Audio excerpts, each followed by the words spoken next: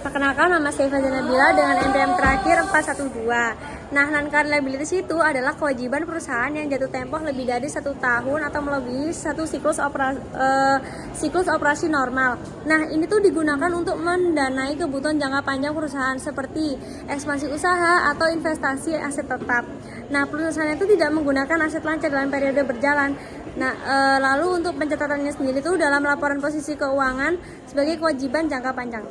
Perkenalkan, saya Tommy Avel Armando dengan digit MM terakhir 260. Pada kesempatan kali ini saya akan membahas mengenai accounts payable and notes payable yang termasuk dalam current liabilities atau kewajiban jangka pendek. Nah, account payable atau utang usaha itu adalah kewajiban yang timbul ketika perusahaan itu membeli barang atau jasa secara kredit dari pemasok.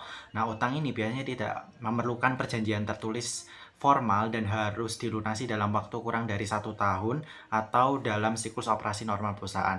Nah, sementara notes payable itu utang wesel merupakan kewajiban yang didukung oleh perjanjian tertulis yang mencantumkan jumlah pinjaman, tingkat bunga, serta tanggal jatuh temponya.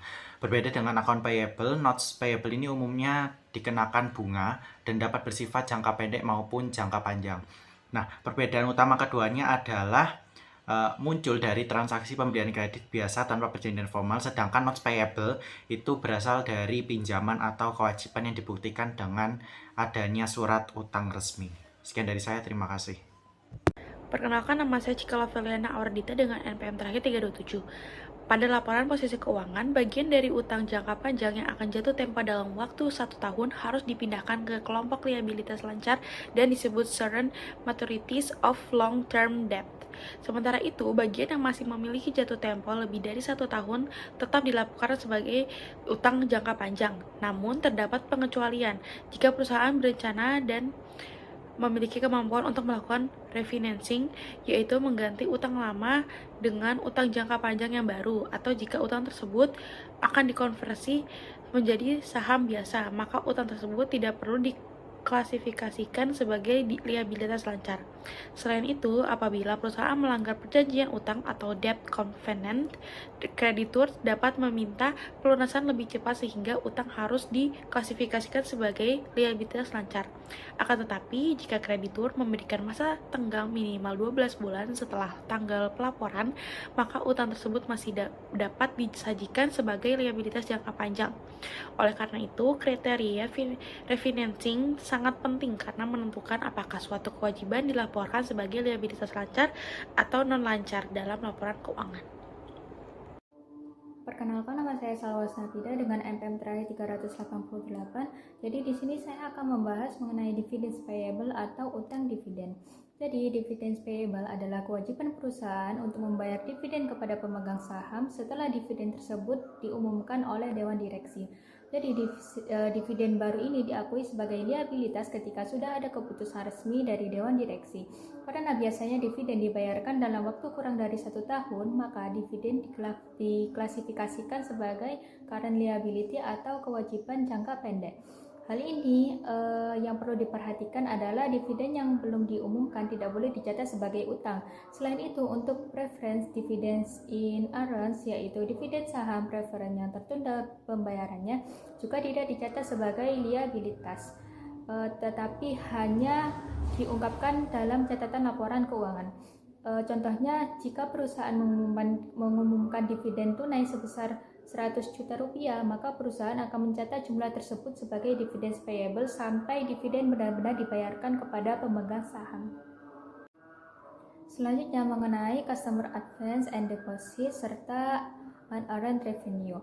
Jadi customer advance merupakan uang yang diterima perusahaan sebelum barang atau jasa diberikan kepada pelanggan. Contohnya adalah uang muka hotel, deposit pelanggan, atau pembayaran reservasi tiket. Karena perusahaan belum memenuhi kewajibannya, maka uang yang diterima tersebut belum dapat diakui sebagai pendapatan dan masih dicatat sebagai liabilitas. Konsep yang sama juga berlaku pada unearned revenue atau pendapatan diterima di muka. Unearned revenue adalah pendapatan yang sudah diterima perusahaan tetapi barang atau jasa yang dijanjikan belum diberikan kepada pelanggan. Contohnya adalah tiket pesawat, langganan majalah, gift card, atau tiket konser. Jadi alurnya itu saat kas diterima, perusahaan mencatatnya sebagai unearned revenue. Setelah barang atau jasa diberikan, barulah jumlah tersebut dipindahkan menjadi pendapatan atau revenue. Jadi intinya perusahaan itu masih memiliki kewajiban kepada pelanggan sehingga transaksi tersebut dikategorikan sebagai liabilitas.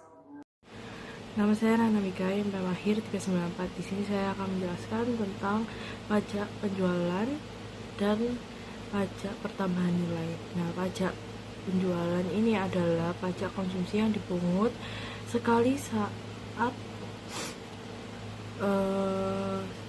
konsumen akhir membeli barang atau jasa. Sedangkan PPN itu adalah pajak yang dipungut pada setiap tahap produksi dan distribusi ketika terjadi pertambahan nilai. Nah, setiap perusahaan dapat mengkreditkan PPN yang telah dibayar sebelumnya. Saya Khairunisa dengan NPM Akhir 407, Income Tax Payable, yaitu kewajiban pajak penghasilan perusahaan yang sudah terutang namun belum dibayarkan kepada pemerintah, dihitung dari laba kena pajak dikali tarif pajak. Nah, adapun karakteristik yang pertama itu dicatat sebagai current liability jika butuh tempo kurang lebih 12 bulan. Yang kedua yaitu different tax liability, munculnya akibat perbedaan temporer laba akuntansi PS laba fiskal, misal metode penyusunan yang berbeda. Nah, poin pentingnya yaitu pajak yang ditanggungan akan tetap dibayar di periode mendatang. Jurnalnya yaitu DR Income Tax and Expense, CR-nya yaitu Income Tax Payable. Jurnal Difference yaitu Income Tax Expense dan Different Tax Liability.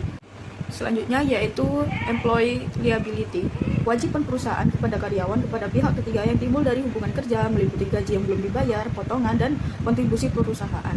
Adapun karakteristik yang pertama yaitu Accrued Salaries Payable, yaitu gaji yang sudah earned tapi belum dibayarkan, dicatat di akhir periode. Payroll Deduction, yaitu potongan PPh 21 dan BPJS dari gaji karyawan ditampung sebagai liability hingga disetor. Poin pentingnya, employer contribution, yaitu iuran BPJS perusahaan, dicatat terpisah sebagai beban dan liabilitas. Jurnal gaji yaitu debit salaries expense, kreditnya yaitu salaries payable. Jurnal kontribusi debit payroll tax expense dan kredit BPJS payable. Perkenalkan, saya Majanilta dengan NPM Akhir 281. Yang terakhir ada provisions and contingencies. Provision merupakan kewajiban yang kemungkinan besar akan terjadi, tetapi jumlah atau waktunya belum pasti. Biasanya diperkirakan seperti biaya garansi produk, gugatan hukum, atau biaya perbaikan lingkungan. Jadi, perusahaan perlu menyiapkan dana untuk kemungkinan tersebut. Selanjutnya ada contingencies, adalah kemungkinan untung atau rugi di masa depan yang belum pasti terjadi karena tergantung suatu kejadian. Contohnya seperti hasil gugatan hukum atau tuntutan terhadap perusahaan.